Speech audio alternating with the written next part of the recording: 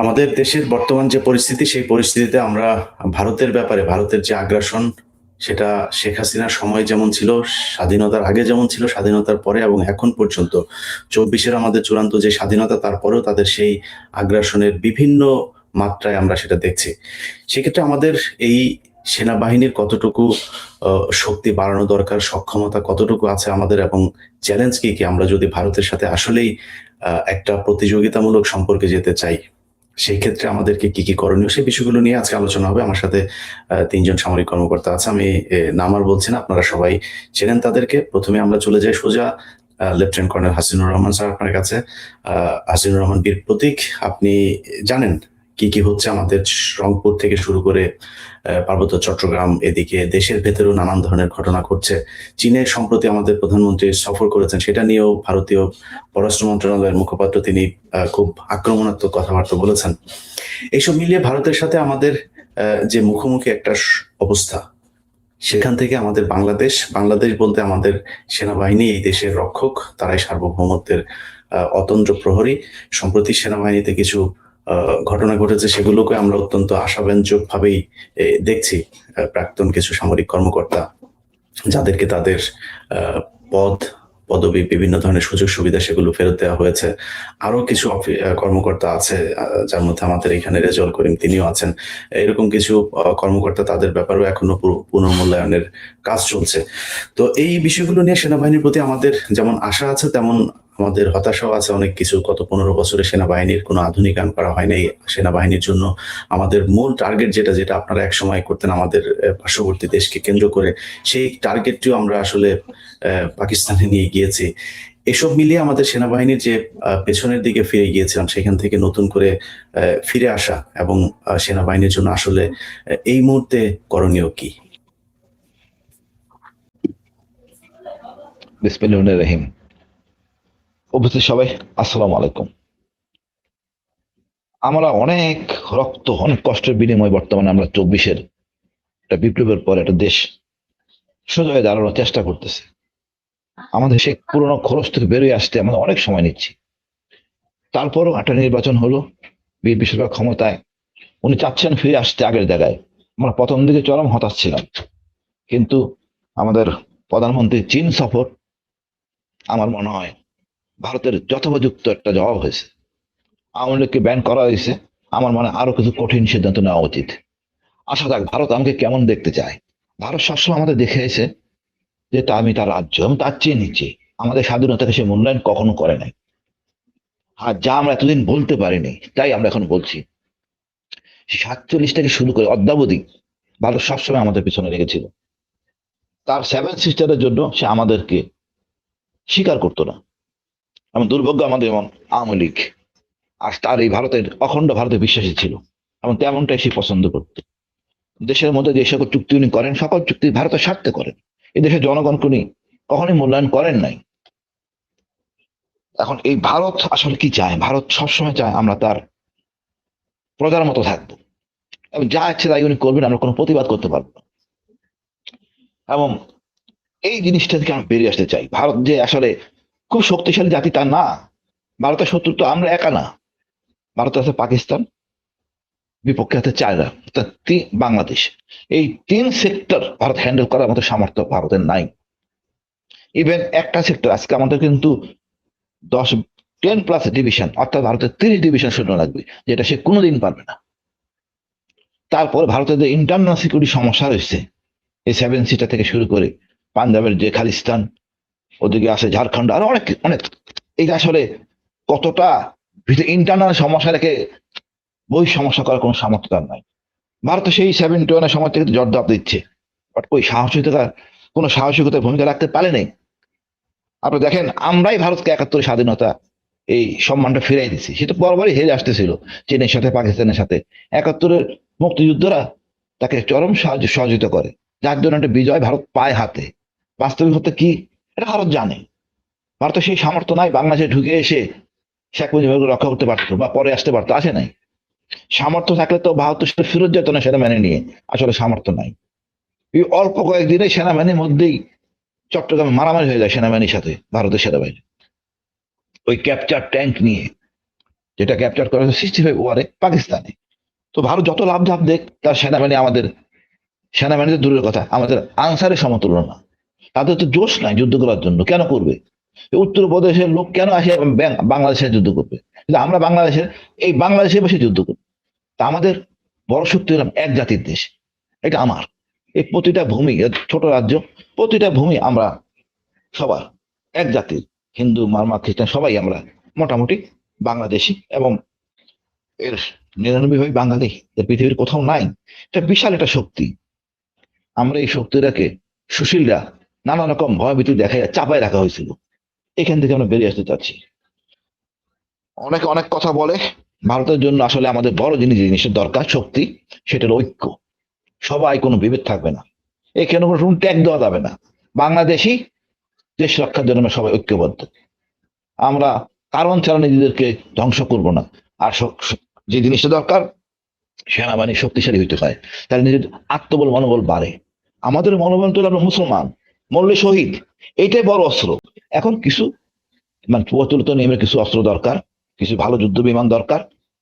দেখেন, আমি যুদ্ধ বিমান কেন ভারতে লাফালাফি কেন? এর পাশাপাশি আমাদের এত সামর্থ্য নাই। সামর্থ্য যখন নাই আমাদের, তাহলে আমরা যুদ্ধের ট্রিটি করব। তার সাথে চীনের সাথে, পাকিস্তানের সাথে, টার্কির সাথে, সৌদি আরবের সাথে, দরকার হলে ইরানের সাথে, যাতে ভারত আমাদেরকে চোখ তুলে তাকাতে না পারে, কোনো হুমকি দিতে না পারে, সেই দিন শেষ।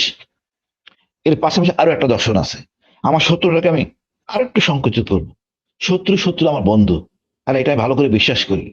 এবং এইটা যদি আমি হ্যান্ডেল করতে পারি ঠিক মতো কৌশলে, আমার আসলে সক্ষমতা কয়েক গুণ বেড়ে যায়, বাড়বে ইনশাল্লাহ।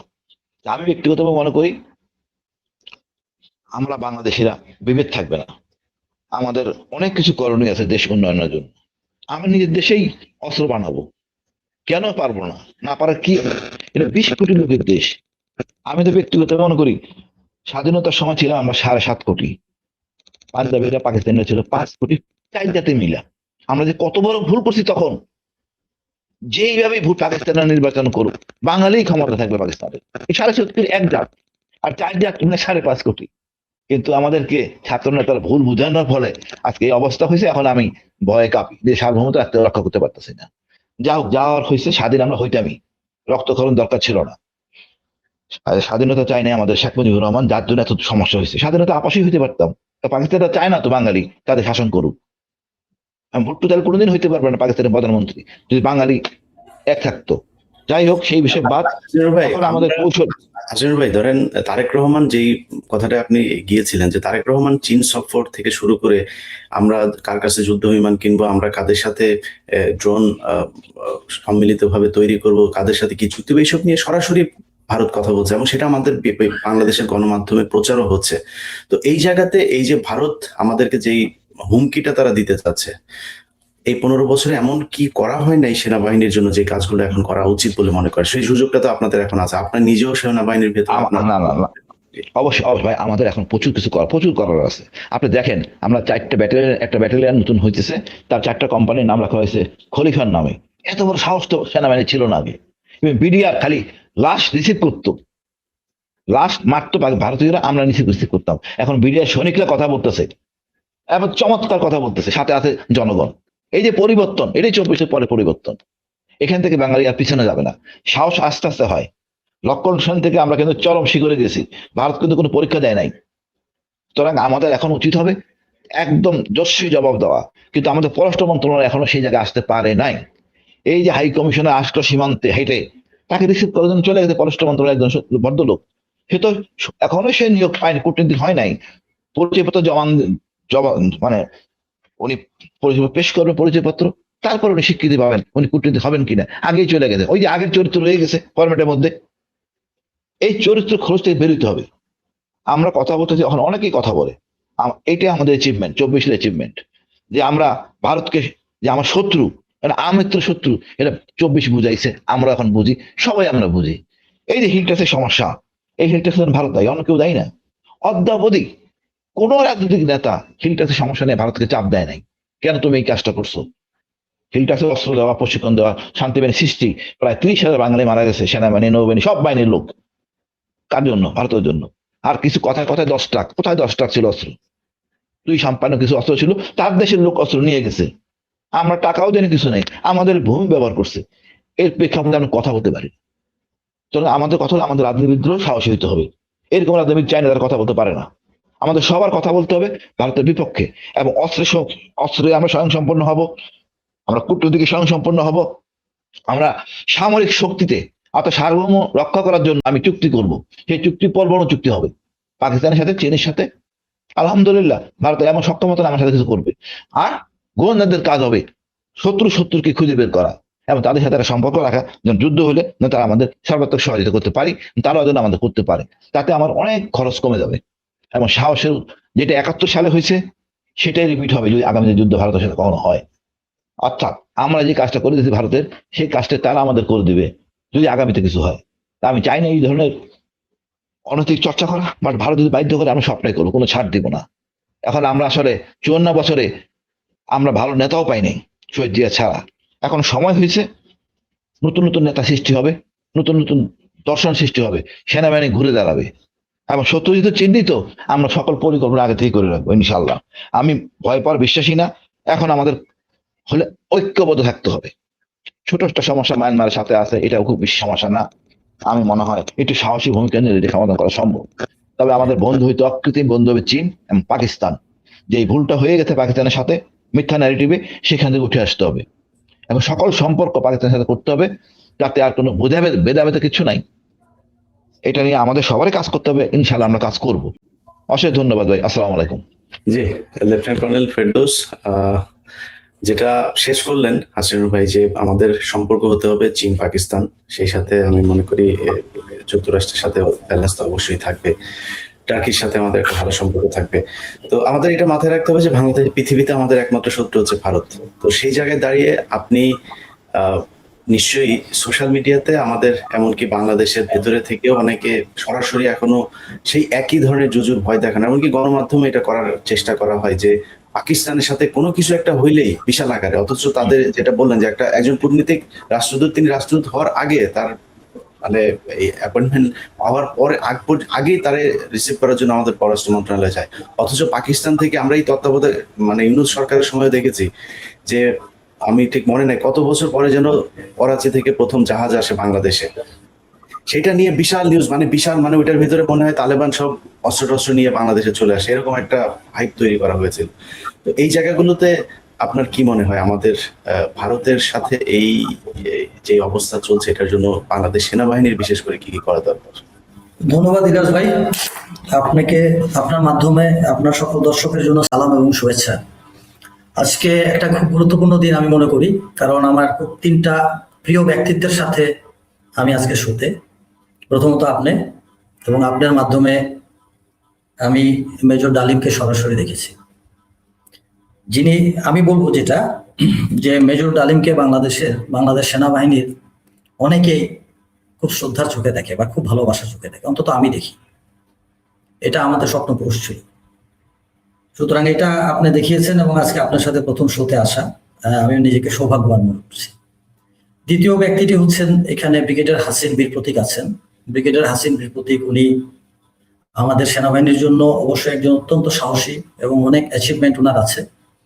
একই সাথে আমরা যখন একেবারে কনিষ্ঠ অফিসার, লেফটেন্যান্ট, সেকেন্ড লেফটেন্যান্ট, সেই সময় তখন থেকে আমরা ব্রিগেডিয়ার হাসিনকে, অর্থাৎ তখন উনি মেজর ছিলেন, ওনাকে আমরা আমাদের স্বপ্নের সাহসী একজন অফিসার হিসেবে আমরা দেখতাম। আর তৃতীয় যে ব্যক্তি আমাদের সাথে আছেন মেজর রেজা, উনি আর আমি একসাথে চাকরি করার সৌভাগ্য হয়েছে 2 বার। একবার স্কুল অফ ইনফ্যান্ট্রি অ্যান্ড ট্যাকটিক্সে ওনার একটা প্রশিক্ষণ কোর্সে, সেখানে আমি ইনচার্জ ছিলাম প্রশিক্ষণের, অস্ত্র প্রশিক্ষণে। দ্বিতীয়ত জাতিসংঘ মিশনে আফ্রিকা, লাইবেরিয়াতে আমরা একসাথে কাজ করেছি। তো 3জন অত্যন্ত প্রিয় মানুষের সাথে থাকার জন্য আমি নিজেকে সৌভাগ্যবান মনে করি। যাই হোক, আমরা টপিকে আসি। টপিকটা শুরু করার আগে আমি ফার্স্টে এটা বলবো যে বাংলাদেশ সেনাবাহিনী এমন একটা বাহিনী যেটা নিজে যুদ্ধ করে একটা দেশ স্বাধীন করে সে সেনাবাহিনী হয়েছে। এটা আপনাকে আগে ধরে নিতে হবে, আমার স্ট্রেংথ কি, আমার ঘরে আমার কি জিনিসটা আছে, এটা আগে আমাকে বুঝতে হবে। তো বাংলাদেশ সেনাবাহিনী এমন একটা বাহিনী, 1971-এ 5টা ব্যাটালিয়ন বিদ্রোহ করে, জিয়া রহমান উই রিভোল্ট বলেন, আমরা যুদ্ধ শুরু করি এবং তারপরে আমরা একটা অর্গানাইজড আর্মি তৈরি করি। আমরা সেক্টর প্রথমে 4টা ছিল, তারপরে 9টা, তারপর 13টা সেক্টর, 3টা ফোর্স হয়, Z force, K force, S force, এগুলা দিয়ে আর্মিটা তৈরি হয়। সুতরাং আমরা ওইরকম একটা আর্মির ঐতিহ্য আমরা বহন করি। আমরা ডাইনিং টেবিলে বসে এপার ওপারে আলোচনার মাধ্যমে যে সীমানা তোমার সীমানা আমার, এভাবে আমরা একটা স্বাধীন করা দেশ না, বা এরকম একটা আর্মি না। সুতরাং এইটা হচ্ছে প্রথম কথাটা। আমি ইন্ডিয়ার ব্যাপারে আমি ভারত দিয়ে বলবো না, because I like choose this word India. ইন্ডিয়ার ব্যাপারে আমি বলবো যে ইন্ডিয়া আমাদের সাথে কখনো বন্ধু ছিল না। যতই আমরা বলি প্রাণের বন্ধু, যতই আমরা বলি পরীক্ষিত বন্ধু, যতই আমরা স্বামী স্ত্রী সম্পর্ক বলি, আমাদের আগের কিছু দালাল যেগুলো বলে গেছে, যতই আমরা বলি যে ইন্ডিয়াকে যা দিয়েছি সারা জীবন মনে রাখবে, ইন্ডিয়া যদি মনে রাখতো তাহলে হাসিনা চলে যাওয়ার পরে ইন্ডিয়া গজলডোবা ড্যামের পানি ছেড়ে দিয়ে আমাদের ডুবাতো না, রিক্সাওয়ালার আন্দোলন করতো না, আনসারের আন্দোলন করতো না, তত্ত্বাবধায়ক সরকারকে ডিস্টার্বে ফেলাতো না। আমাদের সম্মানিত প্রধানমন্ত্রী চায়নাতে যাবেন, কি এজেন্ডা নিয়ে যাবেন, কিভাবে কথা বলবেন, এগুলো নিয়ে নাক গলাইতো না। বাংলাদেশ ফাইটার প্লেন কিনবে কি না কিনবে এটা নিয়ে কথা বলতো না, পরীক্ষিত বন্ধু। সো এখন আমি উল্টা দিক দিয়ে যাচ্ছি। উল্টা দিক দিয়ে গেলে আমরা যদি প্রথমে যাই, ইন্ডিয়া 1971 ইন্ডিয়া কেন আসছিল আমাদেরকে হেল্প করতে? ইন্ডিয়া 1971 অ্যাবসলিউটলি আসছিল বিকজ ইন্ডিয়ার মাঝখানে পাকিস্তান ছিল, দুই সাইডে ইন্ডিয়া, মাঝখানে পাকিস্তান, অর্থাৎ ইস্ট পাকিস্তান, যেটা আমরা বাংলাদেশ। এই জিনিসটাকে ইন্ডিয়া চাচ্ছিল কোনোভাবে যদি পাকিস্তানের থেকে আলাদা করে, কিন্তু পাকিস্তানের সাথে ওরা কোনোদিনই পারে নাই। 1948 ওরা পারে নাই, 1965 ওয়ারে ওরা পারে নাই। তো ওদের একটা অটোমেটিক্যালি ওরা চাচ্ছিল যে পাকিস্তানটাকে ওরা ভেঙে দিবে। পাকিস্তানটাকে ভেঙে দিলে একটা সাইড দুর্বল হয়ে গেল, আর একটা সাইডকে পরে আস্তে ধীরে আমি অজগর সাপের মতন গিলে গিলে খাবো। সো দ্যাট ওয়াজ ইন্ডিয়ার প্ল্যান। 1969 শেখ মুজিবুর রহমান সে বলছিল, how can we turn hour face from Calcutta whereas we consider it as our cultural Kaaba. India আমাদেরকে মানে সোজা কথা, ইন্ডিয়ার একটা আগ্রাসী একটা মনোভাব ছিল আমাদের উপরে। সেটা ইন্ডিয়া ফার্স্টে শুরু করছিল কালচারাল ডক্ট্রিনেশন দিয়ে। কালচারাল ডক্ট্রিনেশনের ফার্স্ট কথাটা ছিল শেখ মুজিবুর রহমানের ওই যে কালচারাল কাবা ক্যালকাটাকে ও বানাইছিল। এরপরে ইন্ডিয়া সিকোয়েন্সিয়ালি ইন্ডিয়া মুক্তিযুদ্ধের চেতনা ঢুকাই দিল, ভাষা এবং সাহিত্যের তথাকথিত ঐতিহ্য, অর্থাৎ এই পারের বই, লেখার বই, এই পারের সিনেমা, এই পারের আলোচনা, সবকিছু হচ্ছে ক্রস, এপার বাংলা ওপার বাংলা ল্যাঙ্গুয়েজটা ইন্ডিয়া চালু করে দিল। গণমাধ্যম এবং বিনোদন দিয়ে আমাদের ব্রেন ওয়াশ করলো। রবীন্দ্রিক একটা কালচার ঢুকানোর ইন্ডিয়া চেষ্টা করলো বরাবর বাংলাদেশে। এবং সেটা হচ্ছে আরেকটা হচ্ছে যে Indian council for cultural relation, যেটার মাধ্যমে ইন্ডিয়া বাংলাদেশের সাথে কালচারাল এক্সচেঞ্জ করার একটা। সিমিলার ওয়েতে ইন্ডিয়া চলে গেল হচ্ছে তার ডিপ্লোম্যাটিক কিছু ইয়াতে, যেটা আমরা এগুলো নিয়ে আমরা এত বড় জিনিস যেগুলো নিয়ে আমরা যদি কথা বলতে চাই তাহলে অনেক ইয়ে হবে। প্রতিটা জায়গায় ইন্ডিয়া বাংলাদেশকে সাবজুগেট করার চেষ্টা করছে। ডিপ্লোম্যাটিক্যালি যাই, আমরা ইকোনমিক্যালি যদি যাই, সেখানে আমরা বাণিজ্য বৈষম্য, অ্যান্টি ডাম্পিং শুল্ক, তারপরে নেপাল ভুটানে আমরা পণ্য পাঠাতে পারবো না, সুতা তুলা ইন্ডিয়া থেকে নিতে হবে, স্থলবন্দর নিয়ে প্রবলেম। এরপর চায়না ফ্যাক্টর, চীনের সাথে আমাদের সম্পর্ক কেমন হবে, তিস্তা ব্যারাজ নিয়ে কি হবে না হবে, সব জায়গায় ইন্ডিয়া তার প্রেসক্রিপশন দেওয়া। দেন আমরা যদি যাই আমাদের পানি সমস্যা, তাহলে 53টা হচ্ছে আমাদের ট্রান্সবর্ডার রিভার আছে, সেখানে যে ইন্ডিয়া 1975 ফার্স্ট আগ্রাসন শুরু করলো ফারাক্কা ড্যাম দিয়ে। তিস্তা ব্যারাজ আমরা করতে পারবো না, গজলডোবা ড্যাম দিয়ে আমাদেরকে ডুবাই দিল, টিপাই মুখ ড্যাম দিয়ে আপনার হচ্ছে, এবং হাইড্রোলজিক্যাল বিভিন্ন ক্রাইসিস ইন্ডিয়া বাংলাদেশের সাথে শুরু করছে। লাস্ট যেটা সেটা হচ্ছে ইন্ডিয়া বাংলাদেশের সাথে বর্তমান সরকার আসার পরে যে কুশিনের নাটকটা শুরু করলো।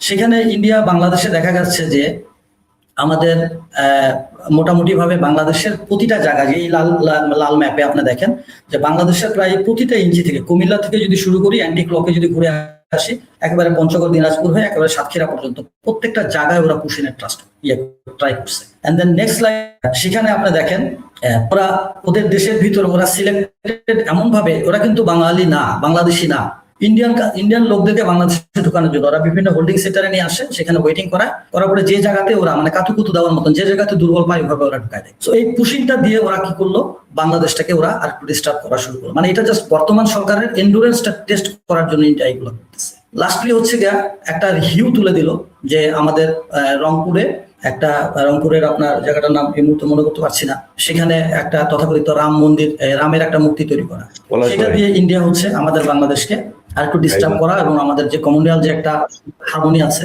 সেটা নষ্ট করে, পলাশবাড়িতে সেটা, গাইবান্ধার পলাশবাড়িতে এটা শুরু করলো। এবং এখানে দেখেন সেখানে আবার আরেকটা গুজব ছড়ানো শুরু করলো যে ওখানে হচ্ছে গিয়ে ওই এলাকার লোক, ওইখানে আমরা হচ্ছে একটা ডেমোগ্রাফিক চেঞ্জ বলা হয় এটাকে, ডেমোগ্রাফিক চেঞ্জটা করার চেষ্টা করলো। একটু যদি পরের স্লাইডে যান তাহলে দেখবেন যে পরের স্লাইডে প্লিজ।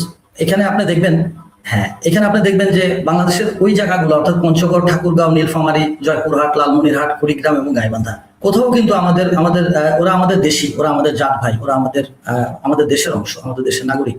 আমি সেই হিসেবে সম্মান দিয়ে বলছি, কোথাও কিন্তু তাদের পার্সেন্টেজ কিন্তু 15% না, তারা আমাদের এখানে মাইনরিটি, তারা আমাদের সম্মানের একটা, আমাদের ঐতিহ্যের একটা অংশ।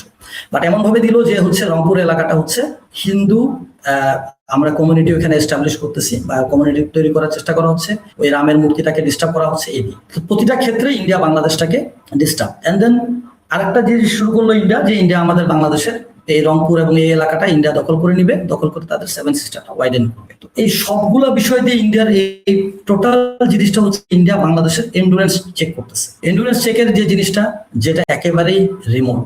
আমি আগেই বলেছিলাম যে বাংলাদেশ এমন একটা বাহিনী, বাংলাদেশ সেনাবাহিনী এমন একটা সেনাবাহিনী যেটা যুদ্ধ করে তৈরি করা একটা সেনাবাহিনী। এই সেনাবাহিনীর সাথে ফাইট করার মতন বা এই সেনাবাহিনীর সাথে লড়াই করার মতন সেনাবাহিনী ইন্ডিয়া না। ইন্ডিয়ান সেনাবাহিনীতে এখনো অফিসার বনাম সোলজারে ক্রসফায়ার হয়, ওখানে ওদের গোলাগুলি হয়। ইন্ডিয়ান সেনাবাহিনীতে বলতে লজ্জা লাগে, বাট এখনো অফিসারের ওয়াইফকে সোলজাররা টেনে নিয়ে চলে আসে।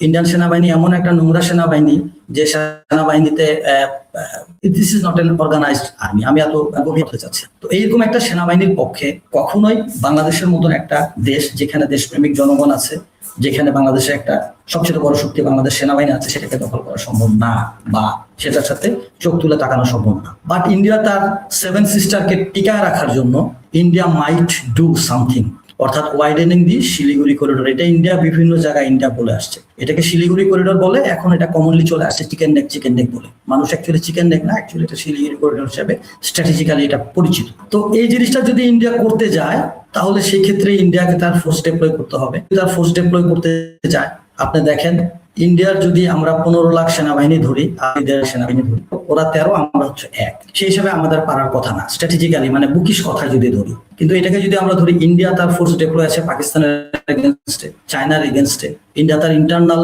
সিকিউরিটির কারণে ইন্ডিয়ার ফোর্স আছে, সেই হিসেবে বাংলাদেশের ক্ষেত্রে ইন্ডিয়া বড় জোর 3 থেকে 4 লাখ ট্রুপস তারা ফ্রি করতে পারবে, যেটা দিয়ে বাংলাদেশের মতন একটা দেশকে দখল করা সম্ভব।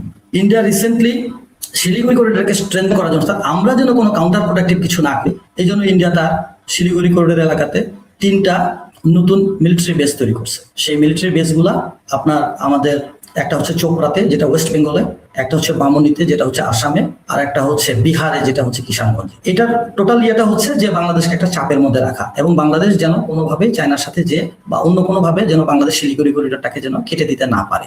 মূল মুদ্রা কথাটা হচ্ছে এখানে একটা, আপনাকে আমি একটু পিছনে নিয়ে যাবো। আপনি যদি 12 নম্বর স্লাইডে যান একটু কাইন্ডলি, 12 নম্বর স্লাইডটাতে আপনি একটু দেখবেন যে ইন্ডিয়ার 1599 কিলোমিটার ট্রাভেল করা লাগে যদি শিলিগুড়ি করিডোর দিয়ে যায়। আর ইন্ডিয়া যদি ঢাকার ভিতর দিয়ে যদি যায়, তাহলে সেক্ষেত্রে ইন্ডিয়ান রেলওয়ের এটা একটা প্ল্যান। এর পরের স্লাইডটা কাইন্ডলি ভাই।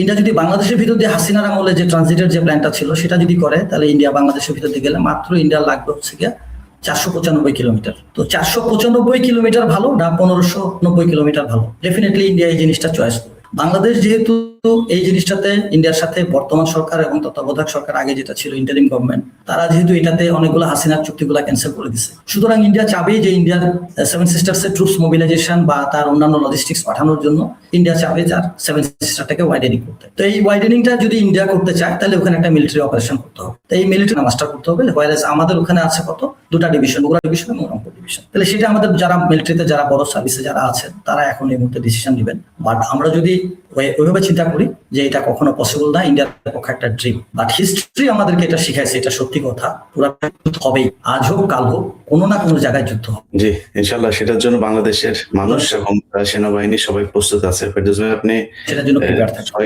6 মিনিট গত পলিটিকে বৃদ্ধি করার কোনো স্কোপ দেয় না। ইন্ডিয়া বিভিন্ন চাপে হাসিনার মাধ্যমে তৈরি করতে দেয় নাই। বাংলাদেশ এয়ারফোর্সের নতুন এয়ারক্রাফট আনার কোনো স্কোপ ইন্ডিয়া তৈরি করে দেয় নাই। বাংলাদেশ সেনাবাহিনীকে মডার্নাইজ করতে দেওয়া হয় নাই। বাংলাদেশ সেনাবাহিনীর ডক্ট্রিন চেঞ্জ করে দেওয়ার চেষ্টা করা হচ্ছে। তথাকথিত কিছু ইন্ডিয়ার দালাল, কিছু এক্স মিলিটারি অফিসার, যারা একটা কাগজ, দিস ইজ সারপ্রাইজিং, আমি একটা খবর বলি, একটা ওয়ান পিস অফ পেপার, একটা পিস বলে নিজের হাতে বলে বাংলাদেশ সেনাবাহিনী ডক্টরেট বলে লিখে গেছে, এবং এটা দিয়ে তারা হাসিনার আমলে অনেক জিন্দাবাদ নিয়ে গেছে।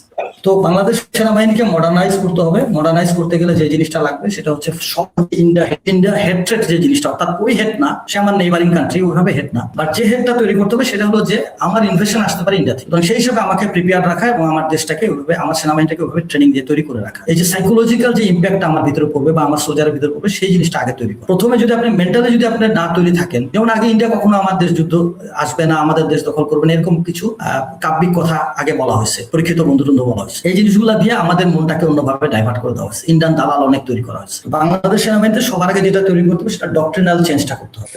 রেজাউল ভাই, আপনি আপনার বক্তব্যটা করেন। দর্শক সহ এবং আমার সাথে উপস্থিত শ্রদ্ধেয় ব্যক্তিবর্গ যারা আছেন, সবাইকে আসসালামু আলাইকুম। আমি একটা সহজ কথা দিয়ে আমার বক্তব্যটা শুরু করি। আমরা প্রায় সময় একটা কথা শুনতে পাই, বিভিন্ন সময় যখন বলা হয়, এবং এটা আমি আওয়ামী লীগের সময় খুব বেশি শুনতাম, যে বাংলাদেশের নিরাপত্তা নিয়ে কেন এত উদ্বেগ, উৎকণ্ঠা কাজ করবে। ভারতের তরফ থেকে একটা কথা আসতো যে ইন্ডিয়া তো বাংলাদেশের নিরাপত্তার জন্য ইন্ডিয়াই আছে, বাংলাদেশ কোনো সমস্যায় পড়লে তো ইন্ডিয়াই দেখবে। এই বিষয়টা, এই কথাটা মানে আমি বলবো যে আন্তর্জাতিক সম্পর্কের ক্ষেত্রে বা আন্তর্জাতিক যদি ইন্টারন্যাশনাল পলিটিক্সের কথা চিন্তা করা হয়, বা একটা স্টেট শিপ মানে একটা রাষ্ট্র বা পলিটিক্যাল সায়েন্টিস্টরা আসলে এগুলো শুনলে হাসবে, এবং এটা একটা এক ধরনের মকারি টাইপের স্টেটমেন্ট। আমি এটার মানে কখনোই সম্ভব না যে একটা প্রতিবেশী রাষ্ট্র কখনো আরেকটা প্রতিবেশী রাষ্ট্র তার নিরাপত্তা দিবে। হ্যাঁ, তবে সেক্ষেত্রে এখানে একটা বিষয় হচ্ছে কি যে এটা বন্ধুত্ব থাকতে পারে, কিন্তু নেইবারিং স্টেটদের সাথে বিশেষ করে ওয়ান অফ দ্য ওয়ার্ল্ডের খুব নাম করা একজন পলিটিক্যাল সায়েন্টিস্ট আছে, যার নাম হচ্ছে জন মিরশাইমার। যারা ইন্টারন্যাশনাল রিলেশনসে পড়াশোনা করছে সবাই তার নাম শুনে থাকবে।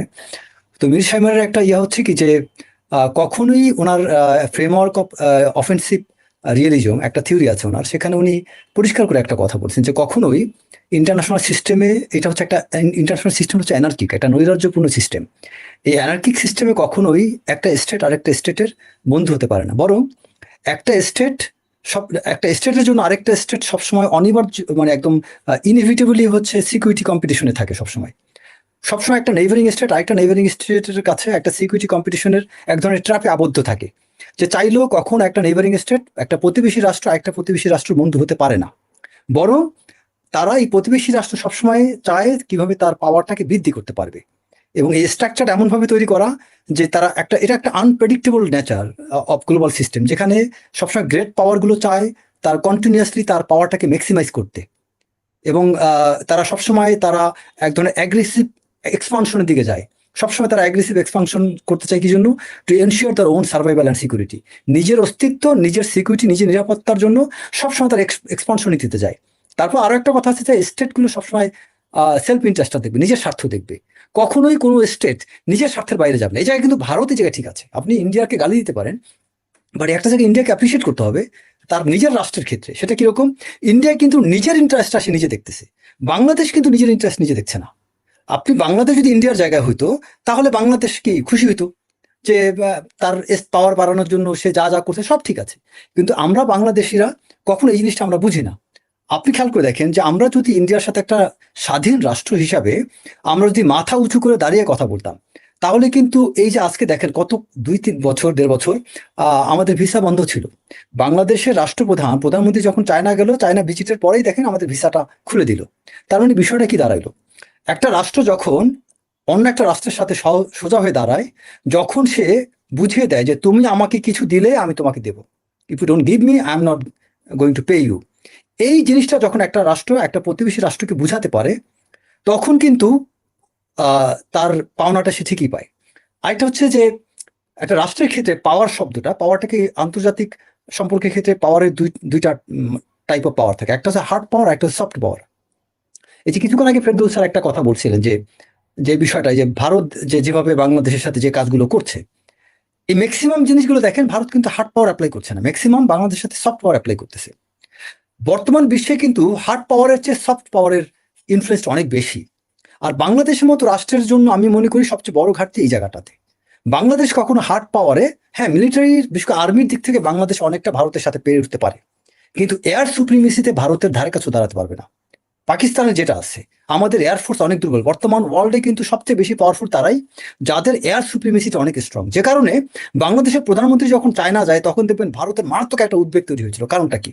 কারণ ওই আপনার এয়ার ফাইটিং জেটগুলো যদি বাংলাদেশে আনা হতো, এটা পুরো সাউথ এশিয়ার মধ্যে বাংলাদেশ একটা পাওয়ারফুল স্টেটে পরিণত হতে পারতো। বাংলাদেশ এয়ার সুপ্রিমেসিতে একটা অনন্য দৃষ্টান্ত স্থাপন করতে পারতো যদি এই চায়না থেকে এই এয়ারক্রাফটগুলো বাংলাদেশ আনতে পারতো। এবং যে কারণে এটা পুরো শুধু ভারত না, পুরো south Asia, south east Asia এই অঞ্চলটায় বাংলাদেশ একটা অনন্য উচ্চতায় চলে যেত। কারণ পুরো বিশ্ব, আপনি খেয়াল করে দেখেন, ইরান আমেরিকার সাথে ইসরায়েলের সাথে ফাইট করতে যেয়ে সম্পূর্ণ এয়ার সুপ্রিমেসিতে টিকে আছে তার ড্রোনের মাধ্যমে। কোথাও কিন্তু ল্যান্ড ওয়ারে সেটি মানে ভালো অবস্থায় নাই। তো এই জায়গায় বাংলাদেশের জন্য আমরা এয়ার সুপ্রিমেসি যদি এই মুহূর্তে বাড়াতে পারছি না। সো আমাদের সফট পাওয়ারটা কিভাবে হতে পারে? বাংলাদেশের জন্য এই মুহূর্তে সবচেয়ে বড় সফট পাওয়ার হচ্ছে আপনার state to state relationship, balance of power নীতি মেনটেন করা। সিকিউরিটি ডিলেমার মধ্যে যখন থাকে তখন কি করে, একটা স্টেট আরেকটা স্টেটের সাথে বিভিন্নভাবে হার্ড পাওয়ার বৃদ্ধি করে অথবা সফট পাওয়ার বৃদ্ধি করে। তো বাংলাদেশ ভারতের সাথে যে ধরনের সিকিউরিটি ডিলেমার মধ্যে আছে, এই জায়গাটায় বাংলাদেশের উচিত এখন এককভাবে চায়নার প্রতি নির্ভরশীল না হওয়া, এককভাবে পাকিস্তানের প্রতি নির্ভরশীল না হওয়া। বাংলাদেশের উচিত এখন আবার বাংলাদেশের এটা উচিত হবে না ভারতকে শত্রু বানানো। বাংলাদেশের উচিত হবে সবার সাথে সুসম্পর্ক রাখা। এখন ভারত চায়না বলে আপনি চায়নার সাথে সম্পর্ক রাখবেন না, ভারত চায়না বলে পাকিস্তানের সাথে সম্পর্ক রাখবেন, এটা না। আবার ভারতের সাথে বন্ধুত্ব মানে এই না যে আপনি তাকে সব দিয়ে স্বামী স্ত্রীর সম্পর্ক বানায় ফেললেন। বন্ধুত্ব মানে হচ্ছে তুমি আমাকে এটা দিবা, আমি তোমাকে ওটা দেবো। তুমি আমাকে কালচারালি তুমি আমার থেকে এটা নিবা, আমি তোমার কাছে কালচারালি আমি এটা নেবো। তুমি আমাকে এই ধরনের সাপোর্ট দেবো, তোমাকে ওই ধরনের সাপোর্ট দেবো। And that should be rational. এখন আপনি তাকে দিবেন বাংলাদেশের হার্টের ভিতর দিয়ে, হৃদয়ের মাঝখান দিয়ে আপনি রেল লাইন দিবেন, আবার আপনি তার থেকে আপনার তিস্তা আনতে পারবেন না, আপনি ফারাক্কা আনতে পারবেন না। আপনি তাকে করবেন কি, সামান্য ওই ভারত থেকে সামান্য কয়েক ব্যালন আপনার কি বলে টন আপনি তেল নিয়ে আসলেন। এখন কয়েক হাজার টন তেল আর একটা করিডোর দেওয়া এক জিনিস না। কয়েক হাজার টন তেল আর আপনি ওই মোংনা পোর্ট দিয়ে তো এক জিনিস না। আমার সেটা রেশনাল হইতে হবে যে আমি তাকে যে ভ্যালুটা দিচ্ছি ইকুয়াল ভ্যালু আমি বাংলাদেশে আনতে পারছি কিনা। এই জায়গাটাতে আমাদের অনেক বড় ঘাটতি। এবং বাংলাদেশের যারা এখন পররাষ্ট্র বিশেষ করে মন্ত্রণালয়ের দায়িত্বে আছেন, আমাদের হুমায়ুন কবির, উনি যথেষ্ট আমি মনে করি খুব একটা অভিজ্ঞ না হলেও উনি যা পারফর্ম করছেন আমি ব্যক্তিগতভাবে অত্যন্ত খুশি। যে আমার সত্যি কথা এক্সপেকটেশন খুবই কম ছিল তার সম্পর্কে, বাট আমি দেখলাম সে ভালো কাজ করতেছে। সো সাহস নিয়ে যদি আমাদের এখন আমাদের অভিজ্ঞতার চেয়ে বেশি দরকার এই যে হুমায়ুনের মতো এই সাহসটা। আমার বাংলাদেশে বহু অভিজ্ঞ আছে, কিন্তু চোর বাটপার অসৎ দুর্নীতিবাজগুলো যত অভিজ্ঞ হোক লাভ নাই। আপনি আপনার 100 বছর বয়স্ক একটা অভিজ্ঞ চোরে যদি বসাতে লাভ নাই। আমার হুমায়ুনের মতো সাহসী অনভিজ্ঞ দরকার, যার মধ্যে নীতি আছে, নৈতিকতা আছে, সৎ সাহস আছে, যে সাহসটা বুক উঁচু করে বলতে পারবে যে তুমি এটা দিবা, আমি তোমাকে ওইটা দেবো, বা তোমাকে এটা পরোয়া করার আমার সময় নেই। তো এই বিষয়গুলো আমাদের অত্যন্ত দরকার। এবং পররাষ্ট্র নীতির ক্ষেত্রে আমাদের এই ব্যালেন্স অফ পাওয়ার বা আপনার state to state relationship, diplomacy, এই জিনিসগুলো যারা ভালো বুঝে সেই ব্যক্তিগুলোকে আমাদের এখানে রাখা উচিত। আপনার আরেকটা বিষয় হচ্ছে, আমি এখানে একটা জিনিস বলি যে ভারত দেখবেন যে আপনার যে কিছুদিন আগে রংপুরে গাইবান্ধা যে ঘটনা ঘটলো, এখানে দেখেন এই জায়গাটাতে এত বছর শেখ হাসিনার আমলে কিছু করা হইলো না। শেখ হাসিনা তাদের এত ঘনিষ্ঠ এলাই বন্ধু, তার আমলে কিন্তু মন্দিরের কথা মনে পড়লো না। মন্দিরের কথা মনে পড়লো কবে? এই এখন। আবার তারপর অন্তর্বর্তীকালীন সরকার, ইউনূস সরকার গেল, তাদের সময় কাজ শুরু করলো, কেউ আওয়াজ তুললো না। তার মানে ইউনূস সরকার তারও এক ধরনের মুনাফিকি বাংলাদেশের সাথে করেছে। কিভাবে? সে তারও অপেক্ষা ছিল কিছু জটিল বিষয়গুলো পরবর্তী পলিটিক্যাল গভর্নমেন্ট কিন্তু গণতান্ত্রিক প্রক্রিয়া যে সরকার হবে তারপর চাপাই দিবে। বাট একটা বিষয় হচ্ছে যে এই মুহূর্তে বাংলাদেশের মধ্যে জন্য যে দায়, একটা অর্থনৈতিক যে সংকট, এই সংকটের মধ্যে দিয়ে এই ধরনের যে গাইবান্ধা যে বিষয়গুলো, এগুলো বাংলাদেশের জন্য অনেক বড় একটা প্রেশার। তো এই জায়গাটায় মাথা গরম না করে, উস্কানিতে না পড়ে আমাদের এটা কৌশলে ট্যাকেল করতে হবে। যেমন অনেক জায়গায় দেখা যাচ্ছে যে কিছু জায়গায় যে সাদা পতাকায় কালেমা নিয়ে অনেক জায়গায় পতাকা উড়িয়ে দিছে। এটা কি আমাদের সত্যিকার অর্থে প্রকৃতপক্ষে আমাদের কোনো ইসলামিক চিন্তাবিদ বা স্কলার বা কোনো প্রকৃত মুসলমানকে এটা করছে? আমার তো মনে হয় এইটা একদম অ্যানার্কিক সিচুয়েশন তৈরি করার জন্য, এটাও তো আমাদের অন্য কোনো রাষ্ট্রের কেউ চরেরা এটা করতে পারে। এটা বাংলাদেশের মধ্যে একটা নৈরাজ্য তৈরি করার জন্য। তো আমাদের এগুলো বুঝতে হবে যে অনেক কিছু আমাদের বাংলাদেশে ধর্মের দুর্বলতা নিয়ে অনেক কিছু কিন্তু হয়। যেমন একটা হিন্দু যদি বাংলাদেশে লা ইলাহা বা আল্লাহু আকবার বলে এক জায়গায় একটা আঘাত করে, তো মিডিয়াতে এটা ছড়া যাবে যে এখানে বাংলাদেশি মুসলমানরা আল্লাহু আকবার বলে এটা করতেছে। কিন্তু যে এটা বলে এটা করছে সে আসল মুসলমান না হিন্দু, এটাই কিন্তু আমরা জানি না। আবার আরেকটা বিষয়, বাংলাদেশে উচ্চ বর্ণের কিছু হিন্দু আছে, যে বিশেষ করে চক্রবর্তী ব্রাহ্মণ যারা, এদেরকে দেখবেন খুব অঘটনে নাই। কিন্তু মুন্নি শাহর মতো অনেক চরিত্র আছে বাংলাদেশে।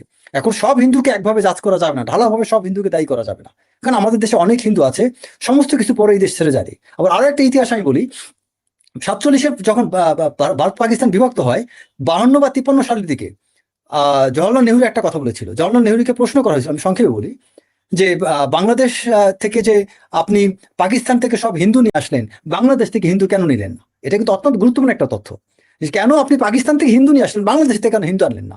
তখন তিনি একটা কথা বলেছিলেন যে বাংলাদেশে যারা হিন্দু আছে সব সব হিন্দুই ভারতীয় নাগরিক না, ভারতে, সরি কথাটা ওনার, আমি কোডটা আমি একটু ভুল বলছি আমি, যে মানে সে কথাটা যেটা মিন করতে চেয়েছে যে এই ভারতে বাংলাদেশে যে হিন্দুদেরকে রেখে গিয়েছে, এরা ভারতের নাগরিক কিন্তু বাংলাদেশে সে বসবাস করবে।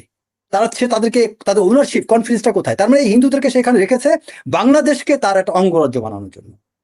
এটা এটা জওহরলাল নেহরু সেই 53 সালে তার কথার মধ্যে প্রকাশ করে দিয়ে গেছেন। তো বাংলাদেশে এখানে আবার এমন, তার মানে সব হিন্দু না, অনেক হিন্দু আছে এই বাংলাদেশের মাটিতে থেকে তারা বাংলাদেশের সাথে গাদ্দারি করে নাই। তো সেই ব্যক্তিদেরকে আমরা যদি এখন অবমূল্যায়ন করি, তখন কি হবে? ভালো মন্দ একসাথে হয়ে সবাই আমাদের বিরুদ্ধে খেপে যাবে। তো আমাদের ওই বিষয়টা খেয়াল রাখতে হবে। আমাদের বাংলাদেশের জাতীয়তাবাদ, বাংলাদেশের স্বার্থ রক্ষার জন্য আমাদেরকে প্রচন্ড কৌশলী হইতে হবে। অনেক ট্রাফে পা দেওয়া যাবে না, অনেক জায়গায় মাথা গরম করা যাবে না, অনেক শব্দ অনেক বলা যাবে না। আমাদের জি, শক্তিটা আমার মনে হয় কথা পরিষ্কার। মানে বিষয় হলো যে যারা হিন্দু আছে, আমরা হিন্দুরা আমাদের ভাই, আমরা হিন্দুদেরকে এই করি না, কিন্তু যেই সব হিন্দুরা এই কট্টর এই মুসলিম বিরোধী এবং বাংলাদেশ বিরোধী কার্যক্রমের সাথে জড়িত, তাদেরকে আমার মনে হয় আইডেন্টিফাই করা এটা গোয়েন্দা সংস্থার জন্য খুবই। এক্স্যাক্টলি এই রংপুরের ঘটনায় তারা কোত্থেকে টাকা পেয়েছে, কি হয়েছে, কি করেছে, কারা কি উদ্দেশ্যে করছে, এগুলো আমার মনে হয় ফাইন্ড আউট করা গোয়েন্দা সংস্থার জন্য খুবই কঠিন। আমি আপনার একটা বক্তব্যের জায়গায় শুধু আমার দ্বিমত জানায় রাখি, সেটা হচ্ছে যে আপনি বলেছেন যে ভারতকে আমাদের শত্রু বানানো যাবে না। ভারত বাই বর্ণ আমাদের শত্রু। ভারতের আজকে না, ভারত 1947 সালের থেকে তাদের মাথায় আছে যে আমাদেরকে কিন্তু করতে চায়নি তারা। এই যে আপনার জুনাগড়, আপনার হায়দ্রাবাদ, সেখানকার অবস্থা, সিকিম রে আপনার স্বাধীন রাষ্ট্রে তারা নিয়ে নিয়েছে। সো তাদের, এটা তো আমি চেঞ্জ করতে পারবো না, এটা তাদেরকে চেঞ্জ করতে হবে। সো আমাকে তার শত্রুই মনে করতে হবে, কারণ তার মাথায় আছে যে আমাদেরকে কোনো না কোনো ভাবে করা। কিন্তু খালি একটা জায়গায় পারে না, সেটা হচ্ছে যে এই দেশের মানুষ মুসলমান, এই মুসলমানদের ইমানের সাথে তারা পেরে উঠছে না, এটাকে তারা নষ্ট করতে চায়।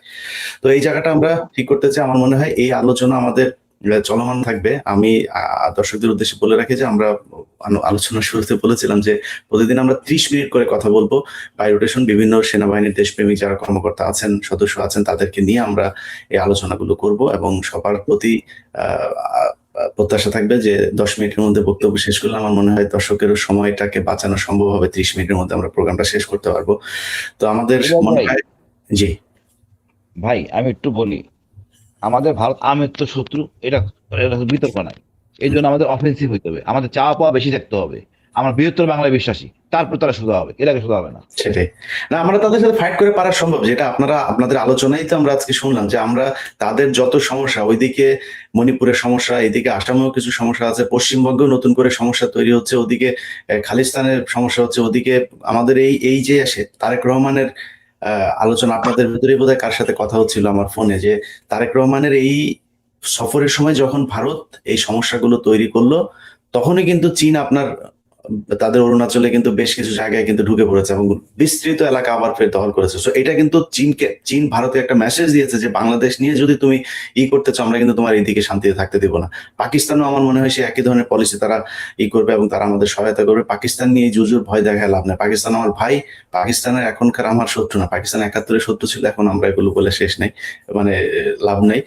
আমরা অনুষ্ঠান শেষ করি। তবে ফেরদৌস ভাই, আপনি আপনার বক্তব্যটা শেষ করতে পারেন না, আপনার নেটের সমস্যা।